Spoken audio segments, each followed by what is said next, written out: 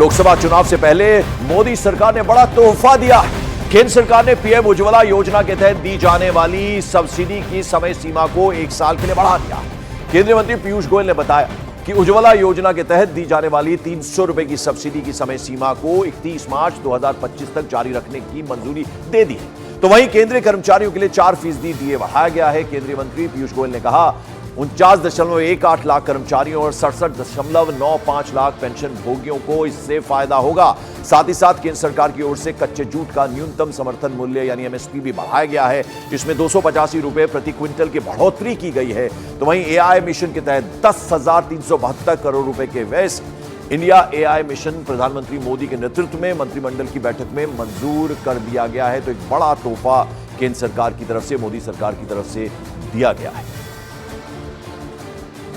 प्रधानमंत्री उज्ज्वला योजना के लाभार्थियों को दी जाती है, जिसकी अवधि 31 मार्च 2024 तक थी, उसको 1 वर्ष के लिए बढ़ा दिया जाए और अब 300 रुपए प्रति सिलेंडर, हर वर्ष 12 सिलेंडर तक की सीमा तक हमारे प्रधानमंत्री उज्ज्वला योजना के लाभार्थियों को 31 मार्च 2025 तक यानी 1 साल की अवधि बढ़ाते हुए लगभग 10 करोड़ से अधिक परिवारों को ये लाभ मिलेगा।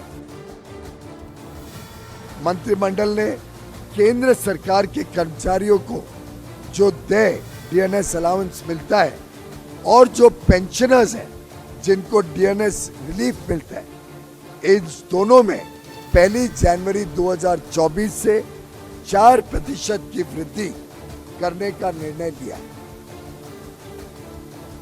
1 जनवरी 24 से ये 4% की वृद्धि से देश भर में बड़े पैमाने पे हमारे पेंशनर्स को लगभग 50 लाख जो एम्प्लॉइज हैं और लगभग 68 लाख जो पेंशनर्स हैं, इन सबको इसका लाभ होगा और इसका व्यय लगभग 12,868 करोड़ रुपए केंद्र सरकार के ऊपर रहेगा। और कैबिनेट के इन फैसलों पर प्रधानमंत्री मोदी ने सोशल मीडिया एक्स पर लिखा है, कैबिनेट का एक महत्वपूर्ण फैसला जिसमें भारत की नारी शक्ति को लाभ होगा और धुआं मुक्त रसोई सुनिश्चित होगी। देश भर के अपने किसान भाई बहनों के कल्याण के लिए हम प्रतिबद्ध हैं। इसी दिशा में हमारी सरकार ने वर्ष 2024-25 के लिए जूट की एमएसपी को बढ़ाने का निर्णय लिया है। इससे पश्चिम बंगाल सहित कई राज्यों के किसानों की आमदनी बढ़ेगी। तकनीक और नवाचार के लिए एक ऐतिहासिक दिन। इंडिया एआई मिशन के लिए कैबिनेट की मंजूरी एआई स्टार्टअप को सशक्त बनाएगी और कंप्यूटिंग बुनियादी ढांचे तक पहुंच का विस्तार करेगी, जो एआई नवाचार में वैश्विक नेता बनने की दिशा में हमारी यात्रा में एक बड़ी छलांग होगी। प्रधानमंत्री नरेंद्र मोदी ने ये ट्वीट किया है। और उधर बीजेपी के राष्ट्रीय अध्यक्ष जेपी नड्डा ने भी सोशल मीडिया एक्स पर लिखा, अंतर्राष्ट्रीय महिला दिवस के अवसर पर नारी शक्ति को मोदी जी की सौगात। आदरणीय प्रधानमंत्री नरेंद्र मोदी की अध्यक्षता में केंद्रीय कैबिनेट द्वारा पीएम उज्ज्वला योजना के लाभार्थियों को 300 रुपए प्रति गैस सिलेंडर की सब्सिडी को 31 मार्च 2025 तक बढ़ाने का निर्णय लिया गया है। हमारी सरकार ने करोड़ों माताओं बहनों को धुआं मुक्त स्वच्छ ईंधन उपलब्ध कराए हैं और उत्तम स्वास्थ्य और सुविधापूर्ण जीवन सुनिश्चित किया है।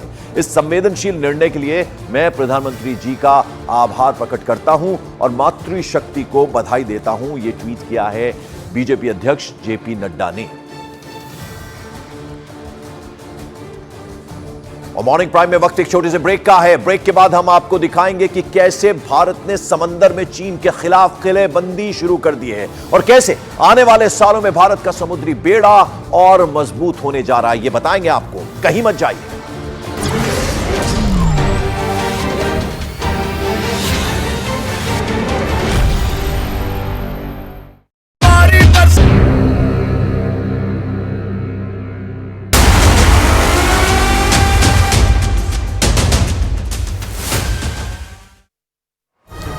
नमस्कार। सुप्रभात। आज की ताजा खबर आप देख रहे हैं, मैं हूं आपके साथ शालिनी कपूर तिवारी। बड़ी खबर जो इस वक्त की मिल रही है वो आपको बता दें, कांग्रेस एक बार फिर से पुराने चेहरों के ऊपर ही दांव खेलती दिखाई दे रही है।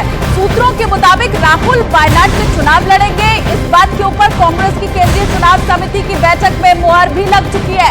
इतना ही नहीं, कांग्रेस सभी मौजूदा सांसदों को टिकट दे सकती है। हालांकि दिल्ली की सीटों के ऊपर अब तक कांग्रेस कोई फैसला नहीं ले पाई है। वहीं दूसरी तरफ कांग्रेस की पहली लिस्ट आज जारी की जा सकती है। इसके पहले कांग्रेस नेता के.सी. वेणुगोपाल ने यह बताया कि केरल, कर्नाटक, तेलंगाना, छत्तीसगढ़, दिल्ली, साथ ही लक्षद्वीप की सीटें फाइनल हो चुकी हैं और बहुत जल्द औपचारिक ऐलान इसका कर दिया जाएगा। वहीं कांग्रेस नेता दीपक बाबरिया ने कहा कि 11 मार्च को एक बार फिर से केंद्रीय चुनाव समिति की बैठक होनी है।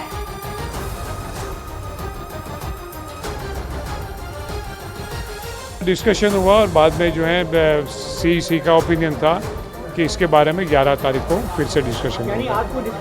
आज पेंडिंग हो गया सर।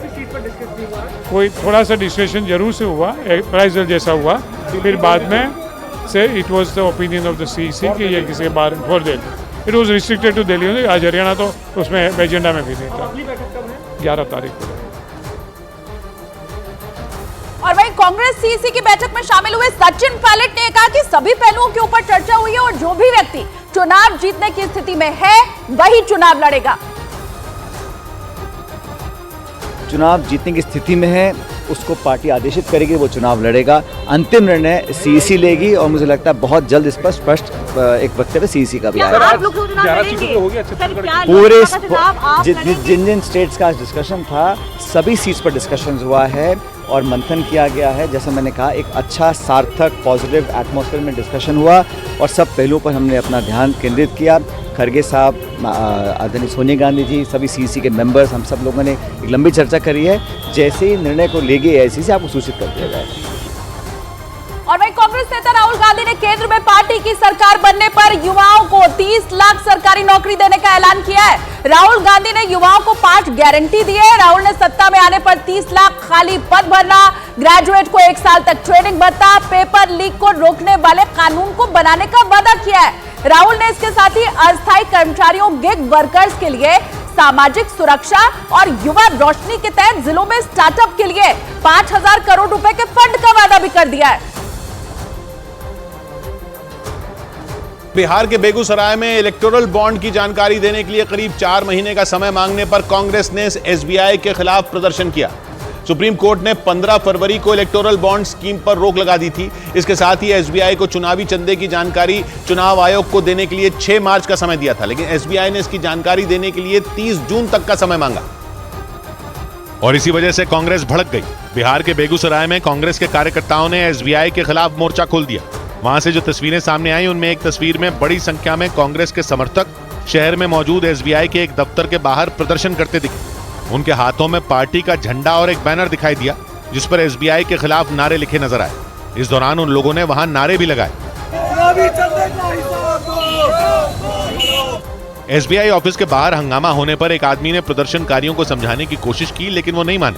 थोड़ी देर बाद कुछ लोग गेट के अंदर आ गए और वहीं पर खड़े होकर एक बार फिर से नारेबाजी शुरू कर दी। कांग्रेस ने आरोप लगाया कि केंद्र सरकार को बचाने के लिए एसबीआई ने यह कदम उठाया। सरकार को बचाने के लिए सरकार के दबाव में आकर एसबीआई के द्वारा काला धन बचाया जा रहा है। कांग्रेस का यह भी आरोप है कि केंद्र सरकार के इशारे पर ही चुनावी चंदे की जानकारी देने के लिए एसबीआई ने कोर्ट से करीब 4 महीने का वक्त मांगा।